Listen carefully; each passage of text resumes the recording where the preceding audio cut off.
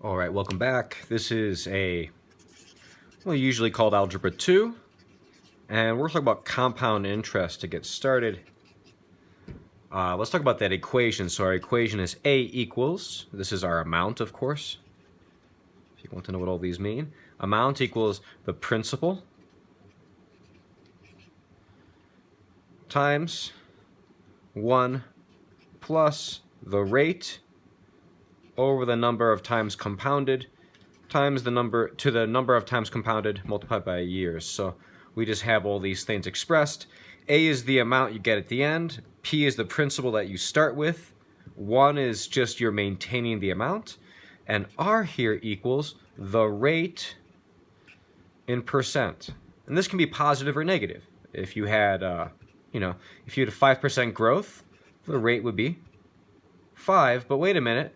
We want to make sure we write this in decimal form. So we want to write it like that. We want to write it like this if we want to write 5%. So that's an important note. Let's talk over here about n. N is the number of times compounded.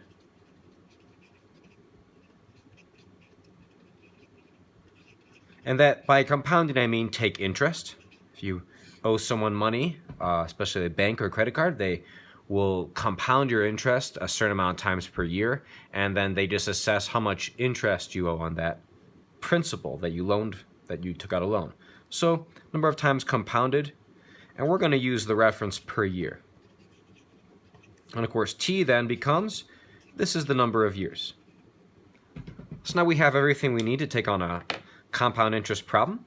This is a type of exponent. See, let's go to that problem. We're on 6.1, and 6.1, we're going to try problem number 5 here. It's a problem about bacteria. So it says here the number of bacteria, y. And you can look this up in the worksheets attached to Google Classroom and to this video. And it says y equals, so it's going to be 100. And they're growing at 1.99 to the t power. So we're just going to try a basic exponential function here. This is letter A. This is clearly a growth. To review, identify the percent increase or decrease. Letter B, we're talking about 99% increase. We can tell that because it's 1 plus 0.99. That's what you should be seeing when you see this. And next we have here, estimate when the number of bacteria will be 1 million. So we have here, we can take a look. We simply put in 1 million for the value of y. And that's going to equal 100, 1.99 to the t power. And we want to know, what value of t makes this true. So let's do a little bit of division on both sides, divide both sides by 100. Now this can be sometimes not obvious how to do it, but I just cancel out my zeros, right? And so I have a few more, I have just 10,000 left here. 10,000 equals 1.99 to the t power.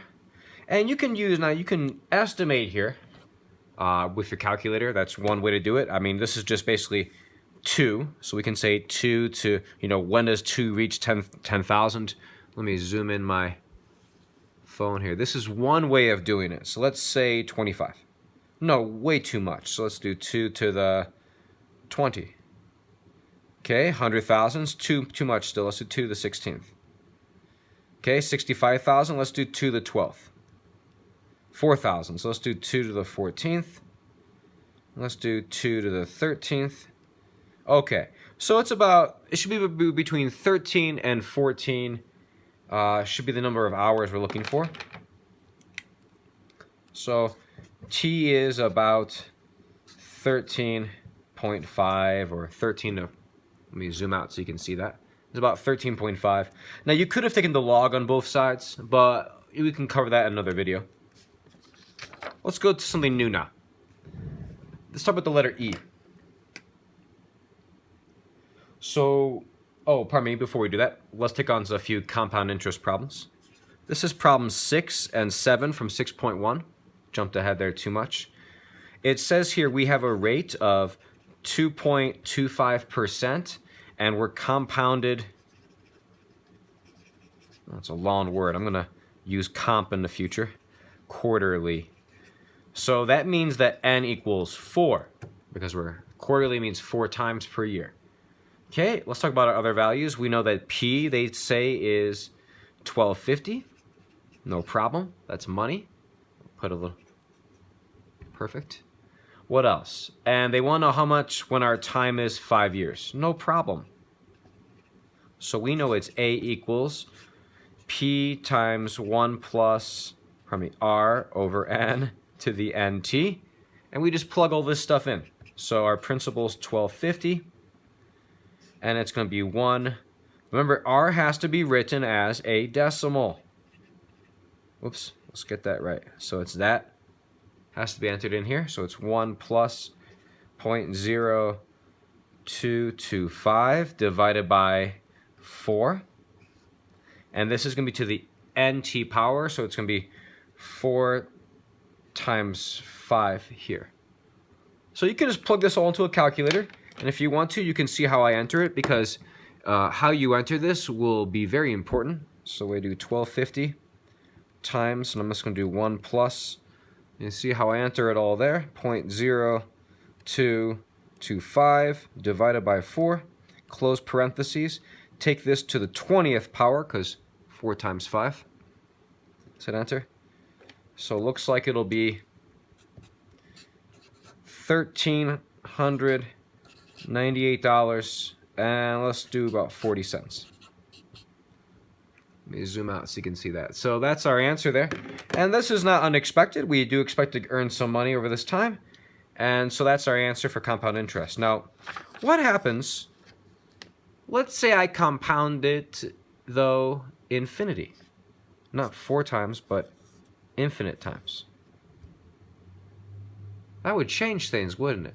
Let's explore that next. This is 6.2. We're talking about the letter E. Where does it come from? Well, first, know that it's kind of like pi, in that it's a number that goes on forever. It's irrational, and it's something that the universe gives us. So let's show how we get that. So say that I have some value. Let's say I have y equals 1 plus 1 over x to the x power.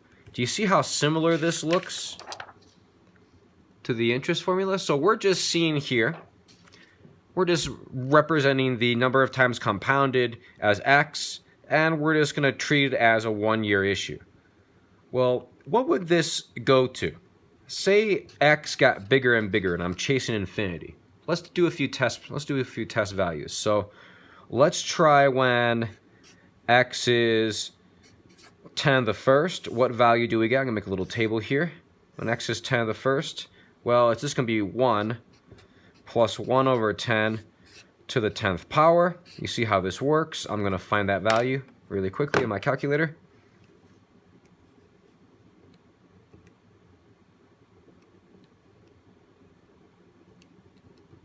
I get about 2.59. Okay. Let's make x a little bigger. Let's go here. Let's do 10 to the second power. Okay, here, so it's just going to be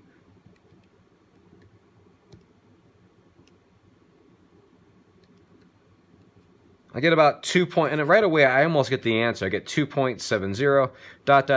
Now let's say I use, infinity. Let's use infinity. Let's use 10 to the 50th power. That might overwhelm my calculator, but let's see what happens.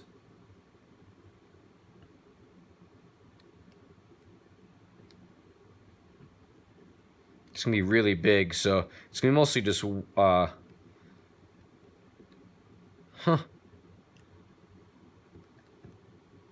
Yeah, hard to put this one in perspective, so, but it does eventually go to 2.718, etc. This is as x goes to infinity. So let's try out a few of these problems now, because I don't want to take up too much more than 10 minutes per video. So let's try some problems from 6.2. And you can look at how this looks like on the graph. If you were to, we use our continuous interest problem is A equals the principal. And notice here, as x goes to infinity, this whole thing becomes just e. So I can rewrite this. It was a equals p to the 1 plus, r over n to the nt. But I know all of this can be summarized as e. So it's p times e to the rt. This is to the rate multiplied by the time. So this is what happens when you compound it continuously or infinitely times. You don't go to infinity, you get a certain number. So let's test it out on some of these problems for interest. So we're going to try problem 13 here. Let me see. Probably 12, and we're going to do 12. It's kind of a local problem. We have, this is from 6.2. So it says here we have population of Evans City is currently 48. So we have a population of 48,500. And it's declining at a rate of, our rate is negative because it's declining at 2.5% per year. Let's write this though as a decimal immediately. Good. It says here you can model the population that basically that we can use this equation. No problem. So they want to know how many people are left after t equals 25 years. Well, that shouldn't be a problem for us because we can just use this equation. Let's plug it in. So we want to know A equals, our principal amount was 48,500. We know it's E here. We know, and our calculator, by the way, knows E. We don't need to plug it in. It's right here. I'll show you in just another few seconds. Our rate is negative, so we do negative 0.025. And our time is 25, so we put that in there. Good. Let's plug that all into the calculator. So we have that here. You can see how I entered. It's 48,500. And look, I do second, and there's my E key. See it there? Let's put in parentheses to enter in both these values, just to be safe. There we go. I hit enter. And it says it's about 25,960 people. Obviously, there's a decimal here, but we're going to ignore the decimal of a person and just treat it like that. So let's zoom out. You can see my answer. There it is. This is the population. Put here people. Good. So that's how you can use it. You can also use it with log, I think, in number 13. Boy, you can just skip this part if you don't like it, but let's try this other problem here. We got here A, this is number 13 from the same worksheet. We know our equation is A equals P to the RT. So we have a principal of, they're saying they need $25,000, A, and they need 10 years to pay it. Okay, so we're going backwards here. For your brother's college tuition. Yeah, remember, don't predict the market's always going to give you an interest rate of anything, right? But we're going to pretend here. So R is 9.8%. Sometimes the market does this, and we're going to write this percent immediately. It's positive. So 10 years, they want to be able to get to 25,000. So they're looking for P. Let's plug everything else in, though. So we're going to solve for P, though. So A is 25,000. P is here. E is there. And we have our rate is 0.098. And our years are 10. But we want to, so let's divide both sides, but we simply divide both sides by this, by the E values. That's all. That's how easy that can be to solve. I'm glad that was easier than I thought it was. Okay, let's plug that into our calculator. So it's 25,000 divided by E, 0.098 times 10. Oh, sorry about that. Bit of a problem there. I see. There we go. I get about $9,382.77. That's how much they need to invest 10 years for that to have the money. But of course, You now know you can never predict that. Well, that's all for today, and I'll have another video soon. Thank you. Have a great one. Please like, comment, and subscribe.